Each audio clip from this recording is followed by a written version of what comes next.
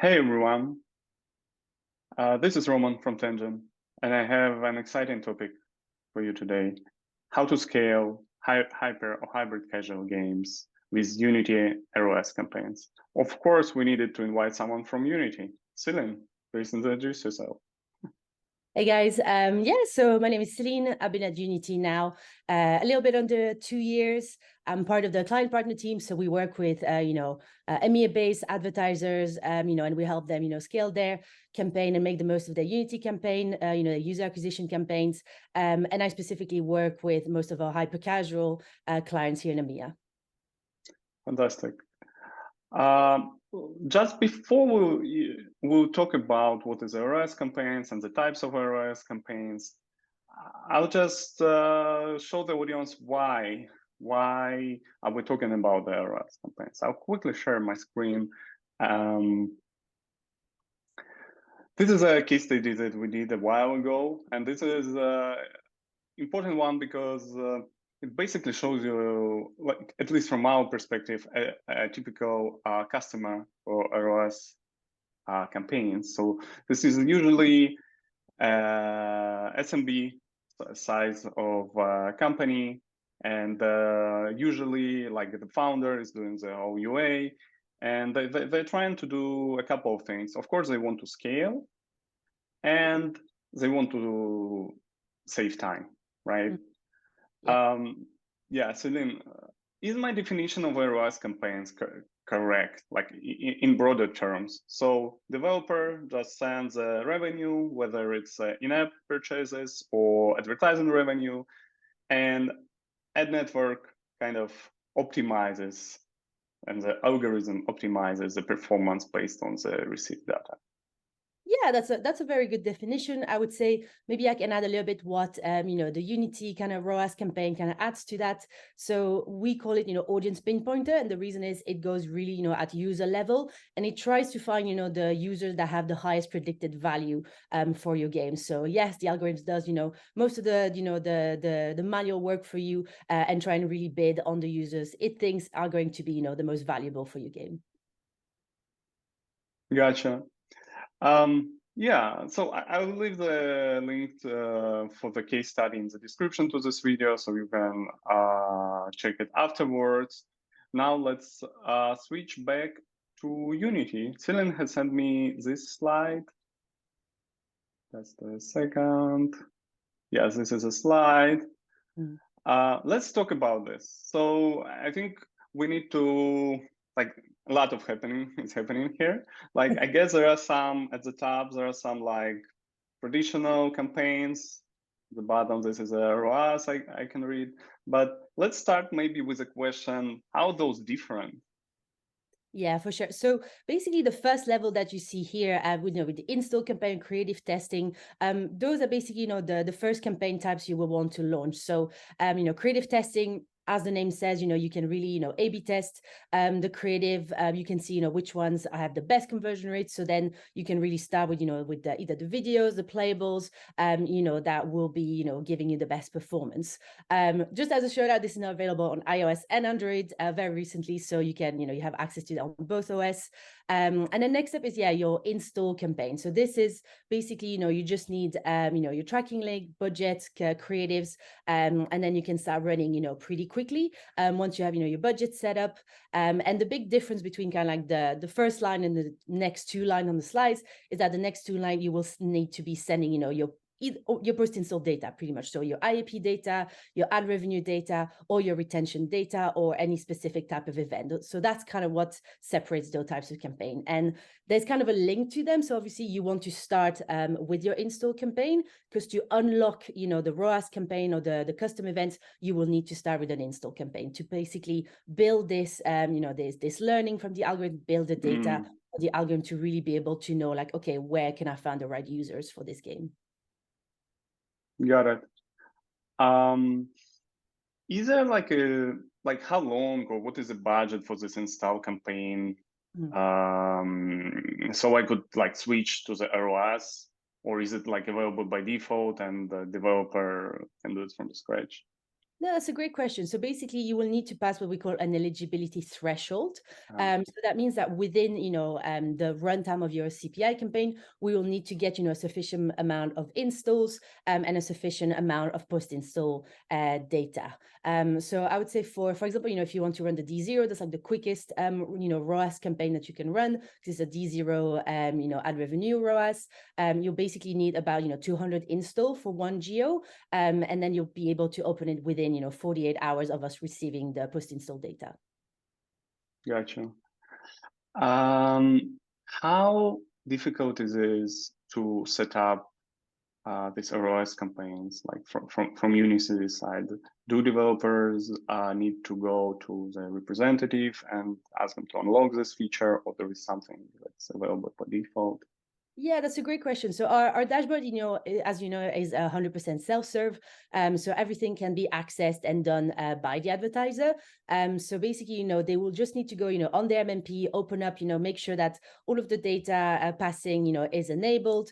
And then they start running their CPI campaign. And then once they, reach the threshold, they will basically have these types of ROAS campaigns basically just unlocked on the dashboard. And then they can just go create the campaign. And then, then it's basically, pretty much a lot of the same steps as you would see from your install campaign. So you will add your budget, you will add your creatives that will pass through moderation, and then you will have to set a max bid and the target ROAS that you want to achieve. Gotcha. Yeah, from our side, it's also like pretty straightforward. Like it's 6 steps. I'm just showing our like documentations. So pretty straightforward just to set up the callbacks, and I guess you're good to go. One question that I heard from developers is that like, should I send Unity only Unity data, or should I send all of my data from all the ad networks and including organic? Yeah, no, that's a great question. So I would say you can definitely send us, all of the, all of the data that you have. There's really no kind of limitation or anything. I would say one callback is that currently the model really focuses on kind of Unity attributed data, but we do recommend to have it, already set up so that, once the data can be ingested, then it will be a smooth process to use that data as well. So yeah, definitely send us, all data, and obviously, we use that only purely for, the model and to find the right users for the campaigns. Gotcha. Stop sharing my screen so the audience can focus on us. Yeah, on the diagram, I saw day 0 ROS. This is particularly interesting. I think, not sure, but I think this is available only with Unity. And this is basically a dream for hyper-casual developers that needs to make decisions like super fast. Can you talk a little bit about this?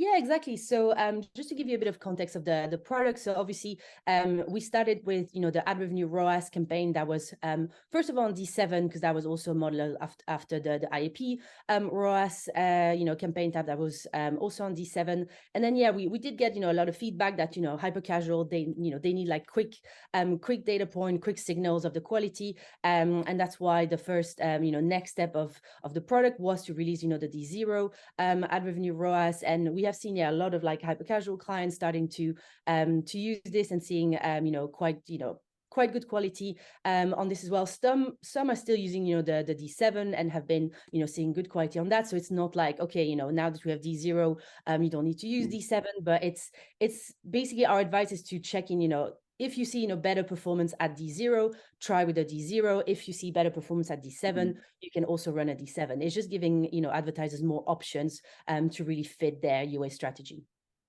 Where do I start? Do I start with day 0 or day 7? For So hybrid casual. So you will have eligibility quicker with D0. So if you really want to move, as quickly as possible to a ROAS campaign, which we do recommend, then you can open, D0 faster. And then afterwards, obviously, once you do reach the eligibility for D7, which is a little longer, you can open that. We don't really recommend to have the D0 and D7 for the same geo at the same time, but you can obviously kind of, use it for different games, for if you have different games, like, different monetization strategies, if you have different geos you want to test, on different post-install windows, you have that freedom. Gotcha. What about the best practices? Like what should I bid, for example? For sure. So usually, the dashboard will give you kind of like already like, bidding kind of suggestion on the dashboard. But I would say for ROAS campaign, the two main, settings are your max bid and your target ROAS goal. So in terms of max bid, we usually recommend to have about, 2 to 3 times kind of like the observed average CPI that you will see on the campaign. We do usually recommend to be quite large with the max bid because basically you want to avoid the max bid kind of capping, the raw bid that will be used in the auction, and that could basically, make that you will not be able to reach certain high value users. So try to be generous with the max bid. And in terms of the target ROAS, you basically want to make sure it kind of matches the last 30 days ROAS that you were, observing, on your CPI campaign, basically, and you want to try to be, in line with that. Sometimes, we can see that, that data and obviously the KPI and the real target of the advertiser can be a bit different. But if you try to compromise between the two to match that, the last 30-day data, setting a target like this would be the most efficient way to do it. Got it. Like let's switch to the hybrid casual games, and this is you also have this ROAS. What's the name of the So we call it a hybrid ROAS campaign. Hybrid ROAS campaign. So is it the same in terms of bids?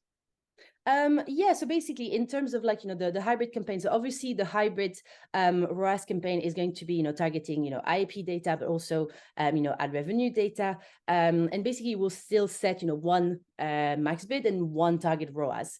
I would say then you can be it's still the same the same recommendation in terms of max bids. What we do see in terms of